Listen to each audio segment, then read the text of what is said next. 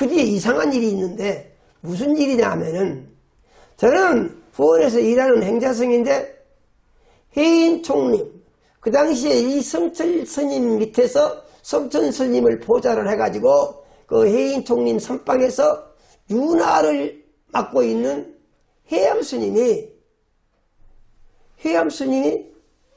책에 와서 이야기를 해요. 저는 그거 모르는 분이거든요. 그런데 키가 조그맣게 해가지고 이야기를 아주 재미있게 잘하시죠. 그런데 뭐라고 얘기를 하냐면은 자기가 같이 막 열심히 공부하는 사람들을 도반이라고 그럽니다. 도반들하고 열심히 공부했던 얘기를 이 양반이 하는 거예요. 들어보니까 하루에 3,000배씩 100일 동안 하는 이 3,000배 100일 정진 기도회를 열심히 공부하던 도반들이 했다는 거예요. 했는데 하루에 3,000번씩 100일 동안 하고 각 끝나면 해양식이라는 걸 하거든요. 해양식이라는 걸 하는데 일타스님이라고 하는 분이 몸이 약해가지고 하루에 3,000배씩 절을 못한다는 거예요. 절을 못하니까 이 양반은 그 절하는 사람들 밥을 지어서 주는 공양주 역할을 했다고 그래요. 그러니까 하루에 3,000번씩 절하는 사람들은 절을 열심히 하고 이 일타스님이라고 하는 이 중은 그 사람들 반찬 만들고 밥 지어가지고 밥 차려주는 일을 이렇게 하는 겁니다. 그런데 100일이 다 끝나니까 이제 나머지 도반 6분인가 했다고 그러는데 그분들은 다 해양식을 하고 아주 기쁨이 넘쳐 있는데 이 일타스님은 밥만 하고 밥만 해서 되니까 영 이게 마음이 안 좋아서 그래서 이 양반은 뭐라냐면은 나는 연비를 하겠다 이렇게 했다는 거예요. 해양식 하는 날. 그 연비가 뭐냐고 하니까 연비가 이 손가락에다가요. 손가락에다가 기름 바른 헝겊을 감아요. 손가락에다가 손바닥에다 두껍게 많이 감죠. 그래가지고 감아가지고 여기다가 이제 불을 붙입니다. 불을 붙이면은 그 기름 먹은 헝겊이 타면서 손가락이 같이 타지는 거예요. 그래서 연비라고 하는 것은 다른 말로 무슨 뜻이냐면은 손가락을 태운다 그런 얘기예요. 그래서 이 양반이 그거를 하기로 했다는 겁니다. 그래서 해양식을 끝나고 마지막 차례가 일타스님이 연비하는 연비식이 있는데 이 양반이 연비를 했다는 거예요. 그래서 이제 처음에 손가락 2개에다가 이걸 감아가지고 여기다 불을 붙였는데 막 탈 거 아닙니까? 이렇게 불이 확 타는 거예요. 타는데 불이 타니까 이 옆에 손가락이 뜨거워가지고 못 견디는 거예요. 이 불이 막 확 퍼지니까. 그래서 요놈이 이렇게 펴져버렸어. 그래가지고 이제 손가락 3개가 타지고 있는데 이 불이 또 번져가지고 나머지 한 손가락까지 번져서 손가락 4개가 다 타져버렸다 그래요. 그래가지고 이제 손가락 4개가 타진 당해서 병원에 가서 손가락 4개를 잘랐는데 이게 이 정도로 잘랐어요. 그런데 이 양반이 이렇게 손가락이 엎어진 상태에서 병원 가서 다 잘라내고 이제 오른쪽 엄지손가락하고 이제 그 다음에 다음 손가락 중에서 조금 남아있는 부분이죠. 거기다가 붓을 깨가지고 붓글씨를 쓰는데요. 이 천하 명필입니다. 아주 붓글씨를 아주 잘 써요.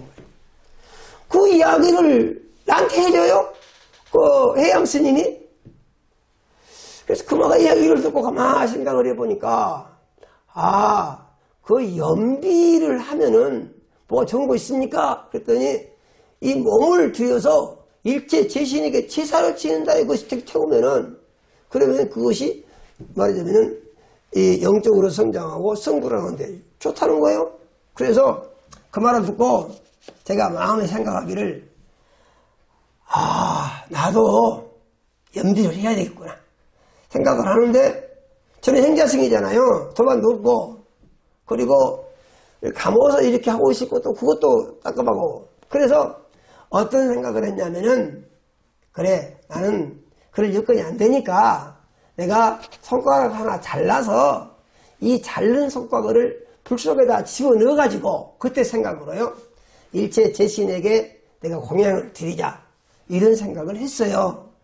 생각을 하고 이제 절식으로 기도를 하면서 제 마음속에는 다른 생각이 없어요. 도사 되는 것밖에 없어요. 이제 딱 생각이 하나 모아졌습니다. 도사가 되는 거. 그래가지고 도사가 되면 중생을 제도한다 그러거든요. 사람들을 어리석다 보고 어리석은 사람들을 깨우쳐서 좋은 길로 인도한다. 그런 좋은 뜻이 있어요. 후구하고 싶어가지고. 그래서 하는데 이게 쉬운 일이 아니에요. 그래서 제가 생각을 하는데 방법을 찾아보건데 이 방법이 뭐냐? 그래서 그 방법이 손가락을 잘라서 불 속에다가 넣자. 제가 이렇게 정의를 했죠. 그래서 손가락 몇 개를 자를 것이냐? 한 개만 자르자. 해가지고 손가락을 이제 자르는데 다른 사람들이 겨울이었는데요. 초겨울이에요. 초겨울. 다 잠자고 있는데 제 혼자 부엌에 말하자면은 아궁이로 갔어요. 아궁이로 가가지고 도마를 놔두고 그 다음에 칼 하나 끄집어내가지고 칼을 들고 손가락을 도마 위에다가 올려놓고 자르려고 하는데 마음 복잡해요. 어떻게 복잡하냐면은 얼마나 자를 것인가 이런 거예요. 그래서 또 어디다가 칼을 내리칠 것인가 이런 거예요. 그 다음에 이것이 한 번에 잘라질 것인가 어쩔 것인가 이것도 잘 모르겠고요. 그래서 생각을 하고 하다가 내가 연비를 꼭 하자 생각을 하고 이 왼손가락을 제가 도마에 던져놓고 오른손으로 칼을 들고 제가 손가락을 쳤어요. 그랬더니 손가락이 딱 잘라지더라고요. 그래서 얼른 주워가지고 불 속에다가 넣었습니다. 그것을 불 속에다 넣고 헝겊으로 손가락을 감았죠. 빨간 피가 엄청 많이 흘러요. 그래서 제가 그런 상태에서 이제 밤에 방에 들어와서 잠을 자는데 사람들이 제가 손가락을 헝겊으로 감고 있고 빨간 피가 묻어 있고 그러니까 이걸 뭐 알게 되죠. 물어봐요. 그래서 얘기를 했었죠. 여차여차 해서 내가 일제 재신에게 고향을 드리기 위해서 손가락을 잘라서 불 속에다 넣고 일타스님 연비했다는 얘기를 듣고 나도 그렇게 하고 싶었다. 그렇게 얘기를 했는데 이 소문이 절에 다 퍼진 거예요. 소문이. 그래가지고 뭐라고 하냐면은 내가 정신적으로 증상이 아니다. 저 이상한 놈이 왔다. 그러면서 뭐라고 하냐면은 저런 정신 이상자는 같이 있을 수가 없다. 그러니까 추방을 해야 된다. 이렇게 분위기가 돌아가요. 그래가지고 나보고 보따리 싸가지고 절에서 나가라고 그럽니다. 이게 절에서 나가라고 하는데요. 거기가 어떻게 해서 억지로 이렇게 붙어 있을 수도 없어요. 그래서 제가 절에서 해인사에서 말하자면은 쫓겨나는 상황이 됐어요. 쫓겨난 거죠. 그런데 누가 내가 해인사에서 쫓겨나려고 한 상황이 됐는데 누가 무슨 얘기를 하냐면은 문경에 가면은 사불산 대승사라고 하는 절이 있는데 거기 가면은 서의연 스님이라는 분이 계시대요. 그래서 서의연 스님한테 찾아가면은 그 스님은 너를 반갑게 잘 맞아줄 것이다. 누가 나한테 이렇게 소개를 해줘요. 그래서 그 말을 듣고 저는 사불산 대승사로 가려고 마음을 먹었죠. 그리고 거길 찾아가는데요. 아주 어렵게 찾아갔습니다. 아침 일찍 나갔는데 캄캄한 밤에 가가지고 그 다음에 이제 그 스님을 만나서 이제 인사를 드리고 거기에 있게 됐는데 거기 가니까요. 아닌 게 아니라 나를 아주 반갑게 받아주더라고요. 반겨져요. 그러면서 손가락 치료도 해주고 그러면서 뭐 좋은 것도 주고 그리고 저를 아주 특별한 사람으로 그러니까 아주 열심히 있는 사람으로 그렇게 저를 인정을 해주고 받아줬어요. 거기서. 그래서 거기 있으면서 이제 의연 스님의 제자가 되고 그러면서 사미 10개를 받고 비기부 250개를 받고 거기서 중이 된 거죠. 제가 완전하게. 그랬는데 이 의연 스님이라는 분이 대단한 분이시라요. 그래가지고 절의 어려운 일들을 다 이 양반이 해결하고 다닙니다. 그래서 사불상 대승사가 6.25 사변 때 불타가지고 다 엎어졌는데 이 양반이 절을 다 새로 다 지었어요. 그러고 나니까 그 다음에 이제 10교구 본사인 영천은혜사 주지로 총무원에서 또 발령을 낸 거예요. 그래가지고 이 양반이 영천은혜사 주지로 왔습니다. 왔는데 저도 이제 같이 따라서 움직이는 것이죠. 영천은혜사에 오니까 전에 주지로 있던 중이 절산을 다 팔아먹어 버렸어요. 그거 도망가 버렸어. 그러니까 이 양반이 이걸 찾는 일을 한 것이 재판을 해가지고. 그래서 재판해갖고 여기서 절차산을 다 찾았어요. 산이 엄청 양이 많은데 확실하게 그 기억이 잘 안 납니다. 하여튼 대단한 그 절 큰 산인데 그걸 찾았어요. 재판을 해가지고. 그러니까 그 다음에 또 무슨 일이 있냐면은 서울 조계사에 또 어려운 일이 많다고 또 그 우리 은사스님을 서울 조계사 주지로 또 발령을 내는 거예요. 그러니까 갑자기 조계사는 대한불교 조계종 총본산이 조계사거든요. 거기 주지로 발령을 받아가는 거예요. 그러니까 이 양반이 갑자기 이제 절 주지를 둘 하게 되니까 이 영천은혜사를 저한테 책임을 맡기고 이 양반이 가세요. 근데 나이도 그때 어린 때인데 이거 책임이 보통 무거운 게 아닙니다. 해중이 한 50명 되고 말사가 한 40개 되는 큰 절인데 그걸 제가 총괄해서 책임지고 관리를 해야 되는 겁니다. 그런데 문제가 뭐냐면은 중들이 말입니다. 이제 오해를 하지 마십시오. 제가 있던 상황을 그때 상황을 얘기한 겁니다. 중들이요. 이상한 중들이 너무 많아요. 이상한 중들이요. 들어와서 말썽 피우고 바람 피우고 돌아다니고 술 먹고 그래가지고 양평이 안 좋아요. 저는 성격상 그런 걸 잘 못 보기 때문에 그런 것을 정리하려고 애를 쓰는데 한 번은 해병대 하사관이 제대를 해가지고 중하려고 절에 들어왔대요. 그래가지고 우리 절에 왔어요. 왔는데 양반이 보면은요 예불도 안 드리고 모임에 잘 참석도 안 하고 눈이 잘 보이도 안 하고 아침에 어디 엎어져 불고 저녁이면 늦게 들어왔다가 또 하고 이런 식이에요. 알고 보니까 날마다 마을에 내려가서 술 진탕 먹고 올라온다는 얘기죠. 그래서 이거 정말 중들 명신이고 이래서는 안 되겠다 싶어가지고 그 양반의 정리를 제가 하려고 그랬어요. 정리를 하려고 회의를 소집을 했습니다. 다 모이라고. 다 모였어요. 모였는데 그 해병대 하사관 출신 이 중이 잘못한 것을 다 지적을 하면서 이 중을 추방시켜야지 안 된다. 혼을 내주자. 그러니까요. 사람들이요. 전부 늘 말려요. 그래 하지 마이소. 하지 마이소. 그거 안 됩니다. 안 됩니다. 전부 경상도 사람들이거든요. 저는 혼자 전라도 사람이죠. 그래서 안 되겠어요. 그래가지고 이제 이걸 다 가라고 둘이만 남았는데 제가 다 가라고 그러니까 또 그 중이 저보다 힘이 엄청 세고 크기 때문에 저는 싸움하면 저는 꼼짝도 못합니다. 그 사람한테. 그래도 가라고 그랬어요. 가라고 와서 이제 그 중한테 얘기를 했죠.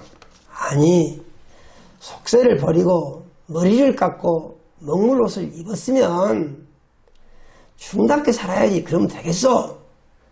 중망신 시키면 안 되지 않습니까? 이거 앞으로 버릇 고쳐야지. 안 돼요. 그랬더니 뭐라고 나한테 큰 소리를 치면서 죽이니 살리니 하다가 내가 바른 말을 하니까 그래 알았어. 내가 조심할게. 이러고 마무리를 짓고 잠을 잤어요. 잠을 잤는데 아침이 되니까 어디서 소나기 온 소리가 나.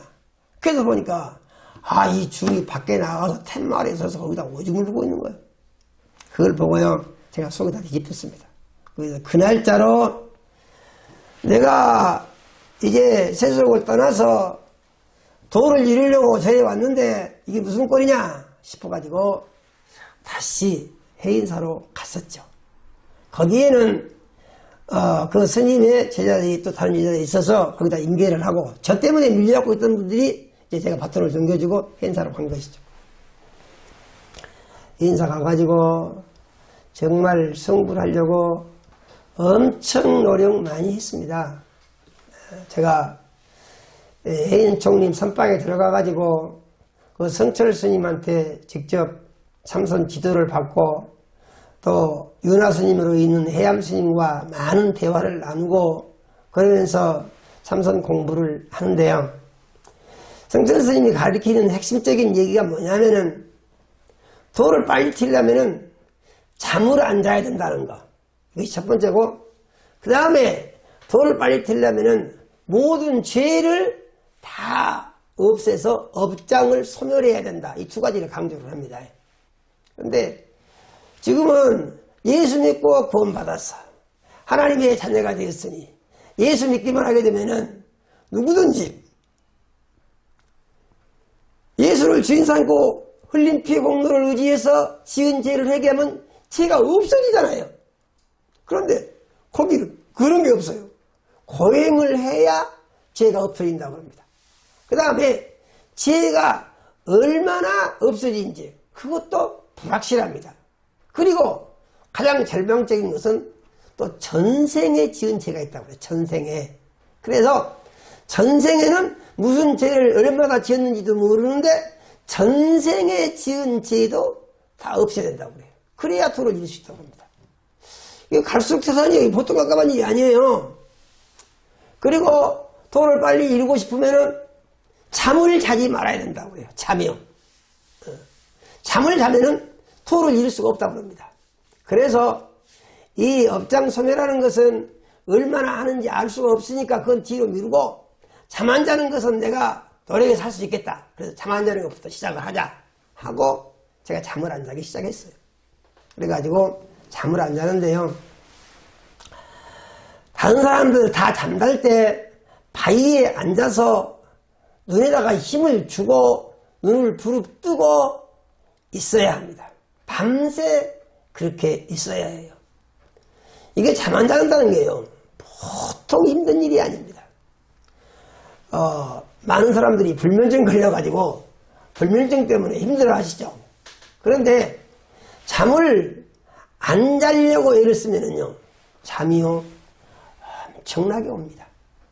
그래서 이 잠을 안 자야 되는데, 정신을 안 차리면은요, 나도 모르게 눈이 감겨집니다. 그래서 이 눈이 감겨져 버리게 되면 잠이 들어버리기 때문에 잠 안 잔 것이 효과가 없잖아요. 도를 이루어야 되는데. 그래서 잠을 안 자기 위해서 계속 이 눈 근육에다가 힘을 주고 잠을 안 자려고 노력을 합니다. 밤마다 바위에 앉아 있습니다. 이렇게 해서 한 14일을 제가 버텼어요. 14일. 그런데 14일이 되니까요, 이상한 현상이 생기는데 얼굴이 말이죠, 어째서 감각이 이상해졌어요. 그리고 눈이 잘 안 떠져요. 그래서 왜 이런 거 하고 거울을 보니까 얼굴이 많이 얻어맞으면 얼굴이 붓잖아요, 이렇게. 그런데 꼭 그런 식으로 얼굴이 시퍼렇게 부어 올라가지고 있어요. 그리고 눈을 보니까 눈두덩이가 퉁퉁 부어가지고 힘을 줘서 뜨려고 떠지지도 않아요. 야, 이거 도가 이루어져야 되는데 도는 안 터지고 이게 뭐냐, 그런 생각이 들어가지고 그것을 가르쳐준 성철 스님한테 제가 이유를 알고 싶어가지고 가서 친견을 요청했습니다. 성철 스님 좀 봅시다. 그런데 이 양반은요, 아무나 안 만나줍니다. 아무리 세상에서 아주 한가락하고 뭐 장관이든지 국회의원이든지 상관이 없어요. 그 양반 알아서 한번 만나가지고 얘기 한번 들으려고 하면은 저 3천짜리 하고 오라고 그럽니다. 3천짜리 안 하면은요, 절대 안 만나줘요. 그런데 저는 이제 이런 상황이 돼가지고 가서 징계를 요청하니까 그때 이 양반 그 비서격으로 일을 하고 있는 분이 원공수자라는 분이 있었는데, 들리는 말에 이 양반이 서울 공대를 나와가지고 세상 것을 버리고 절에 들어왔다. 그 사람이 원공수자예요. 그래서 얘기를 했었죠. 성철 스님 좀 징계 좀 합시다. 왜 하냐고 그래요. 그래서 사실대로 그대로 설명을 했습니다. 그때 이 양반이 들어가서 성철 스님한테 얘기를 했는가 봐요. 들어오라고 그래요. 들어갔더니 그 양반이 꼭 빙산 양반이거든요. 나한테 그래요. 와 왔노? 그래요. 그래서 사실대로 그대로 다 얘기를 했죠. 그래서 지금 도가 터져야 되는데 도는 안 터지고 이렇게 얼굴이 부어가지고 왜 도가 안 터지고 얼굴이 부어서 이렇게 됐는지 그 이유를 좀 제가 알고 싶어가지고 왔습니다. 그렇게 얘기를 했죠. 그랬더니 양반이 그런 묻는 말에 대해서는 대답을 한마디도 안 하고 뭐라고 하냐면 가 자빠져 자라 그래 나한테. 자빠 자라고. 그래서 그때는 무슨 딱히 할 말이 없었어요. 그래가지고 와서 에라 모르겠다고 잠 잤죠. 한 3일 잤던 것 같아요. 그러니까 얼굴 붕도 다 빠지고 끝났습니다. 잠자는 것은 거기서 끝났어요. 잠 안 자는 것은 끝났어요. 그런데 제가 잠 안 자는 것에 대해서 그 뒤로 기네스북의 세계 기록을 보니까 세계 기록이 11일이더라고요. 11일. 잠 안 잔 세계 기록이 11일입니다. 그러니까 나는 14일을 안 잤으니까 보니까 기네스북 세계 기록은 내가 가지고 있는데 그것을 이제 누가 이렇게 공식적으로 참관 안 하고 체크를 안 했기 때문에 인정 못 받는 기록이죠. 그러나 내가 볼 때 내가 그 기록을 가지고 있는 거예요. 그래서 이제 그것은 포기를 하고 그 다음에 고행을 해가지고 죄를 없애야 되겠는데 어떻게 하느냐 해서 제가 선택을 한 것이 해인사에 가면은 그 중들 밥 짓는 후원에서 아래로 떨어지는 물이 있는데 그 아래로 떨어지는 물이 있는데 큰 돌구유가 있습니다. 해인사 가보신 분들은 아마 그거 봤을 겁니다. 그 돌구유로 물이 떨어져 가지고 그 다음에 하수구로 물이 들어갑니다. 겨울철인데요. 거기를 들어가서 견디는 거예요. 왜냐면은 고행을 해야 되니까요. 고행하면 죄가 안 없어진다니까요. 그 말하자면 불교법에 의해서 여기 들어가는데 겁이 나죠. 뭐가 겁이 나냐면은 내가 이렇게 들어가가지고 여기서 못 나오게 되면은 죽잖아요. 그러면은 내가 죽으려고 한 것이 아니고 도를 들려고 한 것인데 죽어버리면 안 되니까 얼마나 버틸 수 있는가. 버티는 것은 왜입니까? 죄 없어지라고 버티는 거예요. 그래서 예수 믿는 사람들이 예수 그리스도의 십자가에 흘린 피가 회개하고 기도하면 모든 죄를 깨끗이 없애서 거룩한 사람으로 만들어준다. 절에는 그것이 없어요. 그러니까 고행을 그렇게 하는 거예요. 모르기 때문에 그렇게 해야 되는 줄 알고 그렇게 하는 거예요. 그렇게 해서 제가 한 해 겨울을 그렇게 다 잠든 고요한 밤에 10시 반 넘어서 11시쯤 되면 들어가가지고 거기서 다리를 오그렸다 폈다 하면서 이게 일어나서 나갈 수 있는가 없는가 거의 한계점까지 버티는 겁니다. 그래가지고 이제 펴지게 되면은 못 펴지게 되면 죽으니까 움직일 수가 있다가 한계점이 되면은 나와서 이제 방에 들어가 잠을 자려고 눕는 것이죠. 그런데요, 놀라운 것이 그렇게 나와가지고 방에 들어가면 그때 진짜로 뼈가 애립니다. 뼈가. 얼마나 뼈가 시리고 아픈지 이거 다 말로 할 수 없을 만큼 아파요. 그럼에도 불구하고 그것을 견디면서 무슨 생각을 하냐. 아, 내가 죄가 다 없어져야 되는데 죄가 얼마나 없어졌는가 이 생각을 하는 것이죠. 그런데 죄가 얼마나 없어졌는지에 대해서 알 수 있는 방법은 전혀 없습니다. 예수 믿고 구원받은 그리스도인들은 지은 죄를 회개하면 회개한 죄가 없어집니다. 아주 정확하죠. 그런데 거기는 고행만 죽어라고 하지 이 고행의 결과로 무슨 죄가 얼마나 없어지는지에 대해서 알 수 있는 길이 전혀 없습니다. 그러니까 이건 답답한 것이죠. 그럼에도 불구하고 그렇게 해야 도를 이룰 수 있다고 하니까 그걸 계속합니다. 그렇게 해서 한 해 겨울을 지나고 나니까요 몸에 냉이 들어가지고 겨울이 아니고 봄이 되고 여름이 됐는데도요 뼛속이 아려요. 그래가지고 이 뼛속이 아려서 견딜 수가 없습니다.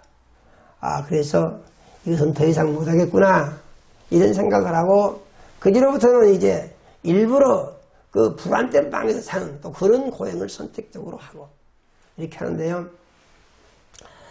이렇게 해서 고행을 하고 마음속에는 이 도를 이루어서 부처가 돼서 중생을 제도한다. 다른 생각 없어요. 이 생각밖에 없어요. 그러기 위해서 노력을 하는데 이게 되지가 않는 거예요. 안 됩니다. 그 당시에 지월 스님이라는 분이 해인사 주지로 계셨는데요. 제가 있을 때 지월 스님이 해인사 주지로 계시고 보송 스님이 교무를 하시고 또 도송 스님이 총무 스님을 하시고 이런 분들이 모두 계셨어요. 그런데 지월 스님은 키가 또 조그마신 분인데 이분은 남하로 산에 왔다가 지게 던져버리고 절에 들어왔다 하더라고요.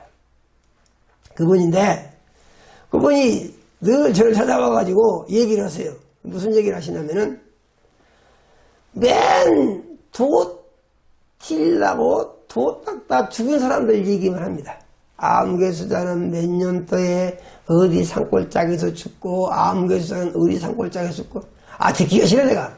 왜냐하면은 내가 도 틸려고 애를 쓰니까 야 너 곧 도가 터지겠다 조금만 대라. 이런 말 하면 좋겠는데 맨 도 닦다 죽은 얘기만 하지 도 틸단 말이 없어요. 나중에 제가 죽을 지경이 된 것을 제가 알게 됐어요.